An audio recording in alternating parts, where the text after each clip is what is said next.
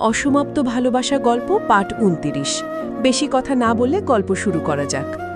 নীলাঞ্জনা চিৎকার করে বলল, নয়না। ততক্ষণে নয়না লুটিয়ে পড়েছে ফ্লোরে।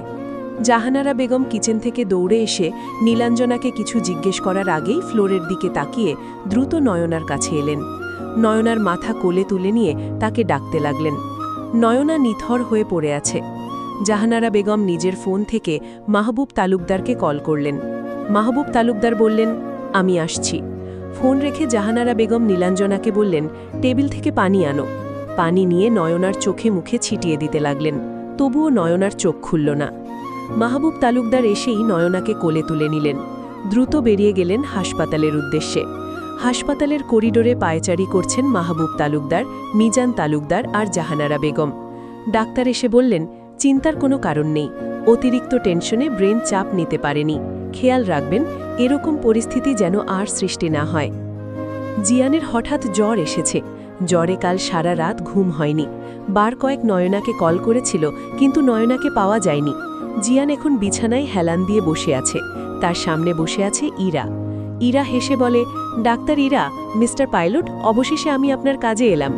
জিয়ান বলল, মেসেরা, আপনাকে কর্তৃপক্ষ হয়তো এই দায়িত্ব দিয়েছে, এটা আপনার ডিউটি, আমার সঙ্গে আপনার কোনো ব্যক্তিগত সম্পর্ক নেই। ইরা বলল, আপনি সবসময় এত কঠিন করে কথা বলেন কেন? সহজভাবে কথা বলা যায় না? জিয়ান উত্তর দিল, আসলে আমি মানুষটাই ভালো না, তাই সহজভাবে কথা বলতে পারি না।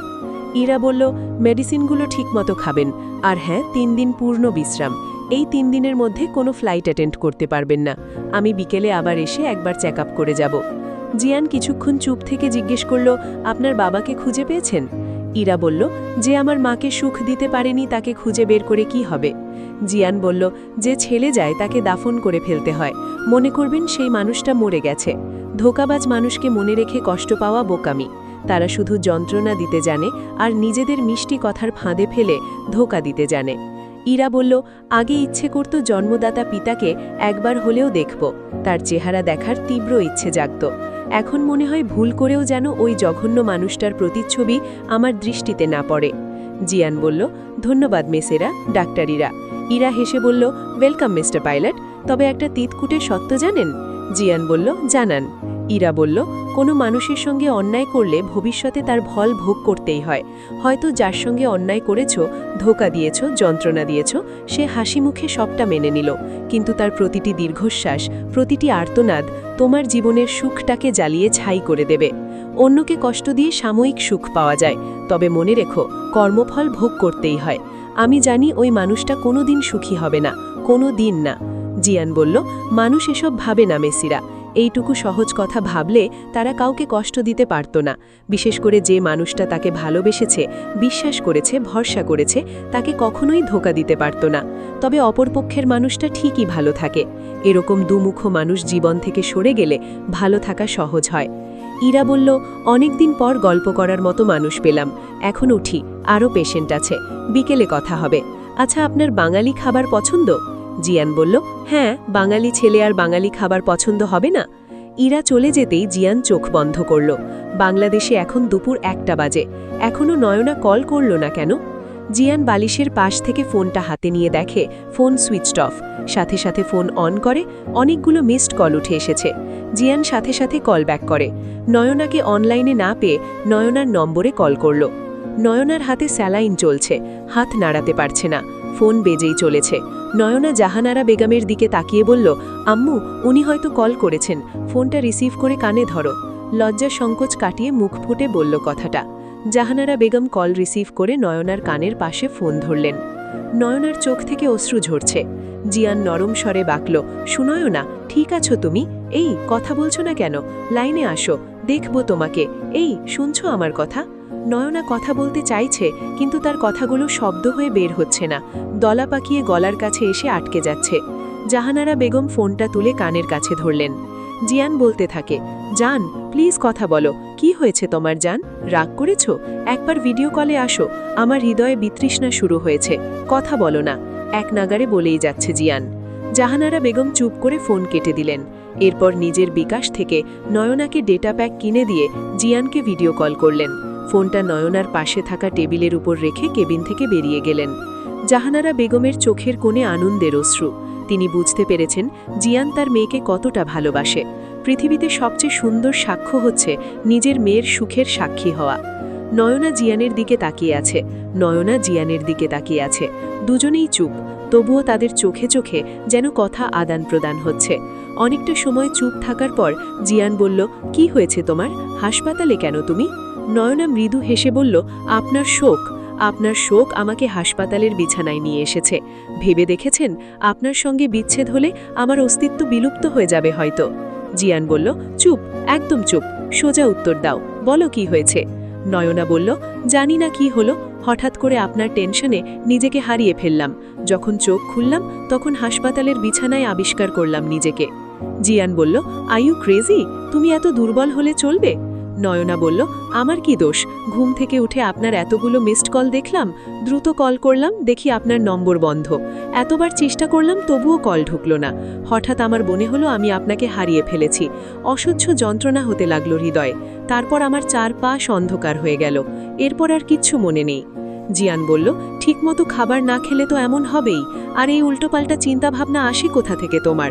কি হাল করেছ নিজের? দেখো সুনয়না, আমি বেঁচে থাকি বা না থাকি, তোমাকে সুস্থ থাকতে হবে। তুমি পৃথিবীতে আছো মানে আমার একজন ভালোবাসার মানুষ পৃথিবীতে আছে। তোমাকে সুস্থ থাকতে হবে আমার জন্য। নয়না বলল, আপনার চোখ মুখ এত শুকনো লাগছে কেন? চোখ দুটো কেমন লালচে, কি হয়েছে? জিয়ান বলল, তেমন কিছুই না, রাতে সামান্য জ্বর এসেছিল, এখন সেটাও বিদায় নিচ্ছে। নয়না বলল, কত জনম ধরে আপনাকে স্পর্শ করি না, আপনাকে জড়িয়ে ধরতে পারি না, মনে হচ্ছে যুগ যুগ আমাদের দেখা হচ্ছে না। জিয়ান বলল, এবার আমি তোমাকে সারপ্রাইজ দেব, হঠাৎ চলে আসব, না বলে, চিনতে পারবে তো? নয়না বলল, আপনার স্পর্শ, আপনার শরীরের ঘ্রাণ আমার চিরচেনা। আপনি আমার সামনে দাঁড়ালেই আমার হৃদয় স্পন্দন তীব্র গতিতে চলতে থাকে। আপনার দৃষ্টির গভীরতা আমাকে অনুভব করায় আপনি আমার একান্ত ব্যক্তিগত প্রিয় পুরুষ। জিয়ান বলল, আহা জান, এত ভালোবাসো আমাকে? নয়না বলল, আমি বাসি নাকি ভালো, আমার হৃদয়টাকে নিজের দখলে নিয়ে নিয়েছেন। এই অবাধ্য হৃদয় তো আপনাকে ছাড়া কিছুই বুঝতে চায় না। জিয়ান বলল, জান, তোমাকে এভাবে দেখতে ভালো লাগে না, দ্রুত সুস্থ হয়ে বাসায় আসো তো পাখি। নয়না বলল, এই স্যালাইন শেষ হলেই বাসায় চলে আসব। আর এই ডাক্তাররা কোনো রোগ না পেলে স্যালাইন লাগিয়ে দেয়, আমি কি অসুস্থ নাকি? জিয়ান হেসে বলল, তুমি বড্ড আদুরে বাটার মাশরুম, তোমাকে দেখলেই টুপ করে খেয়ে ফেলতে ইচ্ছে করে। ভালোবাসি তোমাকে আমার বাটার মাশরুম। অনিকেত 3 দিন ধরে হাসপাতালে যায় না। সাইনা খুন্তি সামনে ধরে কোমরে হাত দিয়ে বলে, সমস্যা কি তোমার? এভাবে বেড়ালের মতো বাসায় বসে থাকো কেন? অনিকেত বলল, আমার লজ্জা লাগে। সাইনা বলল, কিসের লজ্জা? অনিকেত বলল, সবাই যখন জানবে আমি বিবাহিত। তো জানলে কি আপনার জামাকাপড় খুলে নেবে? উহু, সবাই বুঝে যাবে আমি ওসব করেছি। সাইনা কিছুক্ষণ চুপ থেকে বলল, ওসব আবার কি?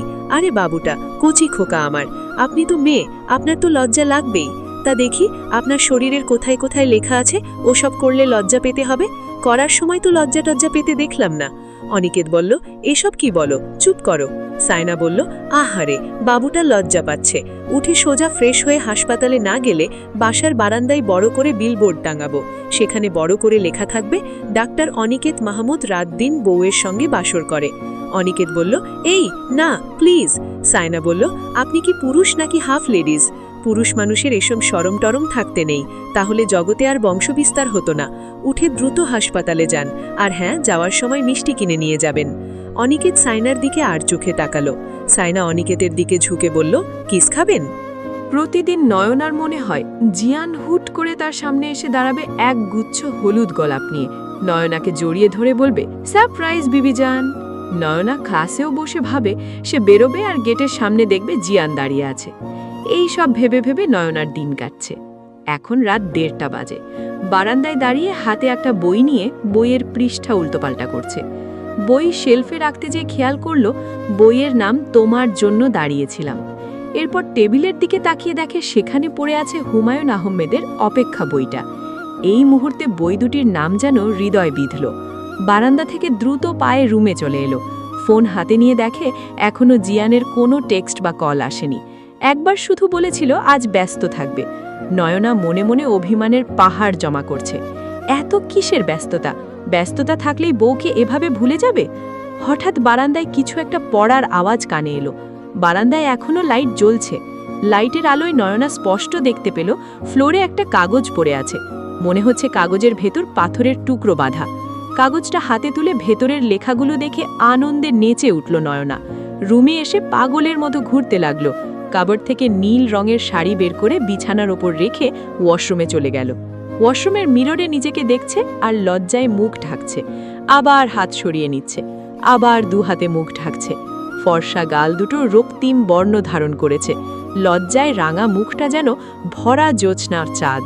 সেদিন রাতে ইরা জিয়ানের জন্য গরুর গোস্তের কালা ভুনা, চিংড়ি মাছের ঝাল, সর্ষে ইলিশ, করলা ভাজি, বেগুন ভাজি, সালাদ, সাথে গরম গরম ধোঁয়া ওঠা বাসমতি চালের ভাত নিয়ে এসেছিল। ডেজার্ট হিসেবে এনেছিল ক্ষীর। এত খাবার দেখে জিয়ান বলল, এত রান্না করার কি দরকার ছিল মিস ইরা? আর এত রান্না করার সময় পেলেন কোথায়? রান্না করতে পারি না আমি।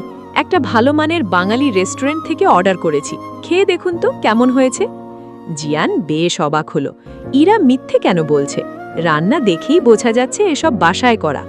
মিস্টার পাইলট, কি ভাবছেন? তেমন কিছুই না। আপনি ডিনার করেছেন? এত কিছু রান্না করার পর আর ফুরসত পাইনি।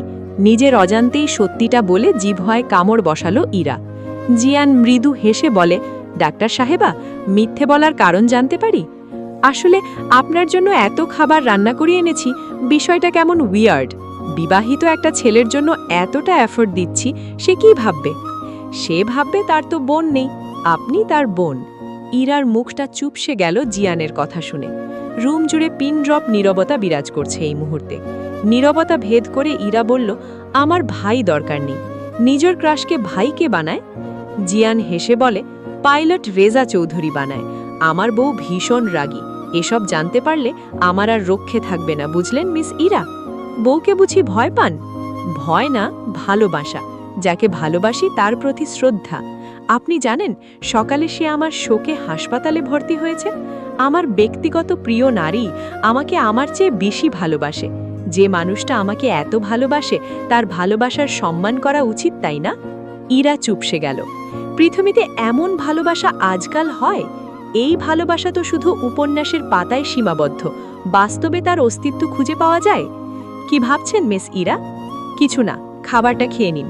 পৃথিবীতে সবচেয়ে ভাগ্যবান মানুষ তারা যাদের ভালোবাসার জন্য সঠিক একটা মানুষ আছে। কোনো মানুষ সঠিক হয় না, তবে ভালোবাসার মানুষেরা সব সময় সর্বাবস্থায় সঠিক হয়ে থাকে। এরই মধ্যে নয়নার কল এলো। জিয়ানের ঠোঁটের কোণে হাসির ঝলক ফুটে উঠল। জিয়ান মোবাইল হাতে নিয়ে বলে, সে আমার হঠাৎ মিষ্টি হাসির কারণ। সে আমার সুখে থাকার একমাত্র উৎস।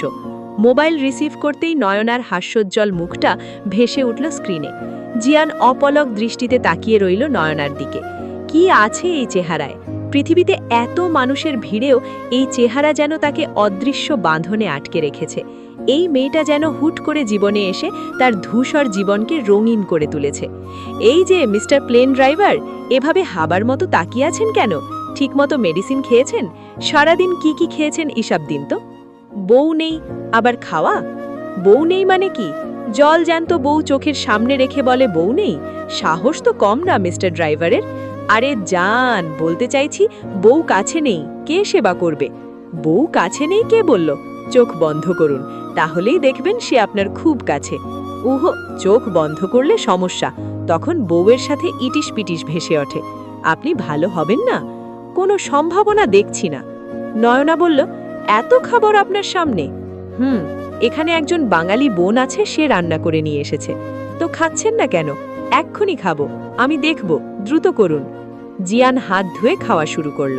নয়নার চোখের কোণে অশ্রু চিকচিক করছে। এই পাগলি, কান্না করছো কেন? এই যে তুমি অসুস্থ, আমি তোমার সেবা যত্ন করতে পারছি না। আমি তোমাকে জড়িয়ে ধরে তোমার মাথায় হাত বুলিয়ে দিতে পারছি না, নিজের হাতে তুলে খাওয়াতে পারছি না। পারছো না তো কি হয়েছে জান, এসব কিন্তু তোলা থাকলো, সুদ সমেত ফেরত নেব। তোমার সাথে আমার দূরত্ব আমার একটুও সহ্য হচ্ছে না। দূরত্ব ভালোবাসা বাড়ায় মিসেস চৌধুরী।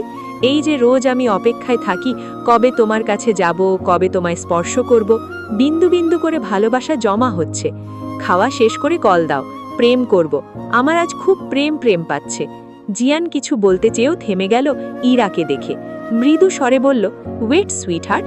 কল কেটে খাবারের লোকমা মুখে তুলে বলে, আপনার হাতের রান্না কিন্তু অনেক টেস্টি। বাঙালি রান্না কোথা থেকে শিখেছেন? আমার মায়ের কাছে। Sorry mister pilot. সরি কেন মিস ইরা?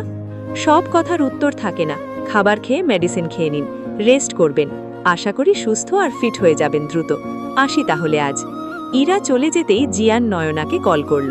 নয়না রিসিভ করছে না দেখে জিয়ান টেক্সট পাঠালো, আমার আদুরে বউটার নাকি প্রেম প্রেম পাচ্ছে। তা কই গো বউ তুমি? আসো, কঠিন প্রেম করব। প্রেম করতে করতে প্রেমের সমুদ্রে ভাসিয়ে নিয়ে যাব তোমাকে। অন্তর টিউলিপ ফুলের একটা বুকে নিলে অনেকগুলো টিউলিপ ফুলের মাঝখানে একটা ডার্ক রেড কালারের গোলাপ। শ্যামলা চেহারার যুবকটি 5 ফিট 11 ইঞ্চি লম্বা, কালো পাঞ্জাবি, সাদা প্যান্ট, হাতে কালো ঘড়ি, চুলগুলো বাতাসে নড়ছে। অন্তর কাশি দিয়ে বলে, আমি কি আসতে লেট করে ফেললাম ম্যাডাম? সুন্দরী রমণীর পরনে লাল পাড় সাদা শাড়ি, হাতে লাল রঙের রেশমি চুড়ি, ঠোঁটে টুকটুকে লাল রঙের লিপস্টিক, চোখে কাজল, কপালে ছোট্ট একটা লাল টিপ, খোপায় বেলি ফুলের গজরা। আনমনে তাকিয়ে আছে মোবাইলের স্ক্রিনে। অন্তর খুব নার্ভাস। জীবনে প্রথমবার কোনো মেয়েকে প্রপোজ করবে। ধীর পায়ে এগিয়ে এসে রমণীর সামনে দাঁড়িয়ে চোখ বন্ধ করে বলে, আমি আপনাকে বিয়ে করতে চাই। সারা জীবন আপনার পাগলামি সহ্য করার অনুমতি চাই। তুষি চোখ উল্টে তাকিয়ে আছে অন্তরের দিকে। ফিক করে হেসে বলে, আমি বলেছিলাম আমার সমস্যার সমাধান করতে, আমার সমস্যা বাড়াতে বলেননি। অন্তর ভ্যাবাচ্যাকা খেয়ে নিস্তব্ধ হয়ে গেল।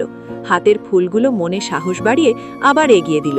ফুলগুলো তো নিতে পারো, এই ফুলগুলোকে কষ্ট কেন দিবে? তুষি ফুলগুলো হাত বাড়িয়ে নিল। এরপর বলল, সারা শহর খুঁজে তারপর টিউলিপ এনেছেন আমার পছন্দ বলে। তোমার জন্য এটুকু তো করতেই পারি। আপনি জানেন আমাদের জীবনে একটা ঝড় আসতে চলেছে। আপনার বন্ধু যখন সবটা জানতে পারবে তখন কি হবে? জাহিনের সাথে সত্যি খুব খারাপ হয়েছে, কিন্তু সেসব ধরে তো বসে থাকা যায় না। মানুষ মাত্রই ভুল। আশা করি জাহিন বুঝবে। তুষি উঠে দাঁড়ালো, হাতে তুলে নিল টিউলিপ ফুলগুলো। অন্তরের দিকে তাকিয়ে বলে, আমার কি মনে হয় জানেন? অন্তর জিজ্ঞাস্য দৃষ্টিতে তুষির দিকে তাকালো। আমার মনে হয় আমার কপালে এত সুখ নেই। ভালোবাসা পেতে ভাগ্য লাগে। আমার ভাগ্য এদিক থেকে বড় ভাঙাচোরা। তবুও চেষ্টা করব আপনার ব্যাপারে ভাবতে। আসি। অন্তর নিজের দিকে তাকিয়ে বলে, তোমার পিক তুলতে পারি? তুষি সুন্দর করে দাঁড়িয়ে বলে, ক্লিক করুন। অন্তর দ্রুত কয়েকটা পিক তুলে নিল। তুষি হেসে বলে, আপনি প্রয়োজনের চেয়েও একটু বেশিই ভালো। এত ভালো মানুষের কপালে খারাপ মানুষ জোটে। তুষি চলে গেল। অন্তর সেভাবেই বসে থেকে তাকিয়ে রইল তুষির দিকে। অন্তর মনে মনে বলল, যা খারাপ আমার সাথে হয়েছে এর চেয়ে আর কি খারাপ হওয়া বাকি?